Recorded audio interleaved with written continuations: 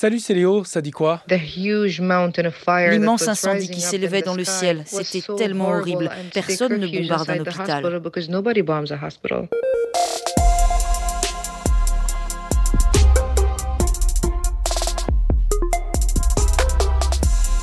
Mais que s'est-il passé hier? Une horreur de plus dans la guerre entre le Hamas et Israël, un hôpital bombardé à Gaza.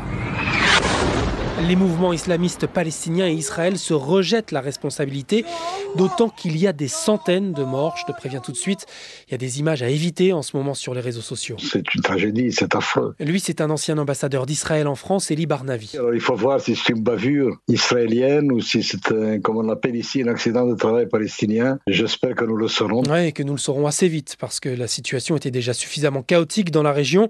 Et maintenant, les alliés terroristes du Hamas, le Hezbollah libanais, appellent à une journée de colère ce mercredi. Ces dernières heures, des milliers de manifestants se sont déjà rassemblés devant les ambassades de France, américaines ou encore britanniques dans le monde arabe, que ce soit au Liban, en Iran, au Maroc ou encore en Irak.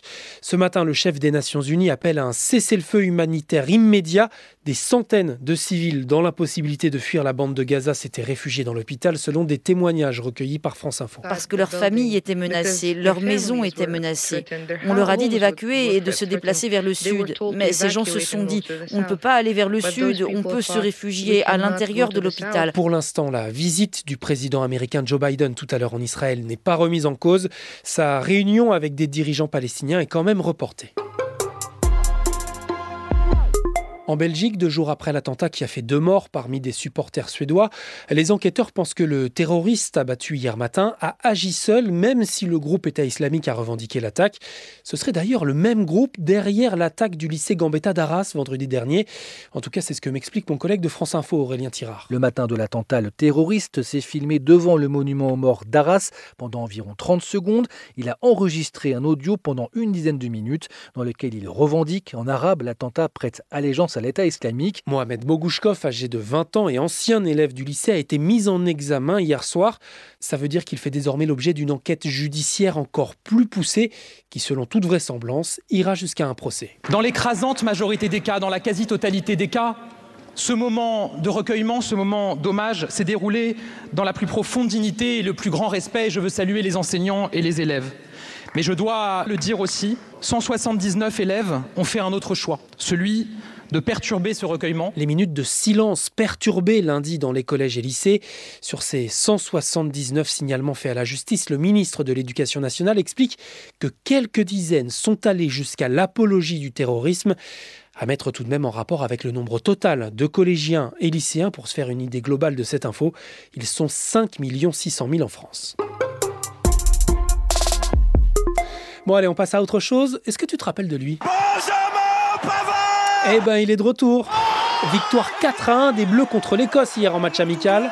Pour Benjamin Pavard, doublé de Benjamin Pavard, critiqué depuis des mois pour ses prestations avec les Bleus, mais replacé défenseur central. Hier, il a choqué tout le monde, sauf lui. C'est vrai que ce match-là, moi, je sentais que je pouvais marquer. Il y a quelqu'un qui m'a dit tu vas marquer, et il a eu raison, j'ai mis un doublé, donc tant mieux. Oh, voilà. Bombe le torse, relève le menton. C'est qui le patron? C'est moi. On dirait Donald Duck. Ok, c'est qui le patron? C'est moi. C'est toi le patron. Ce soir, il y a aussi la Ligue des champions féminines. Le PSG et le Paris FC doivent absolument gagner à Wolfsburg et contre Manchester United pour participer à la phase de poule.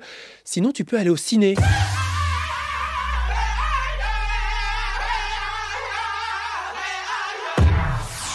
Killer of the Flower Moon sort aujourd'hui avec Leonardo DiCaprio et Robert De Niro.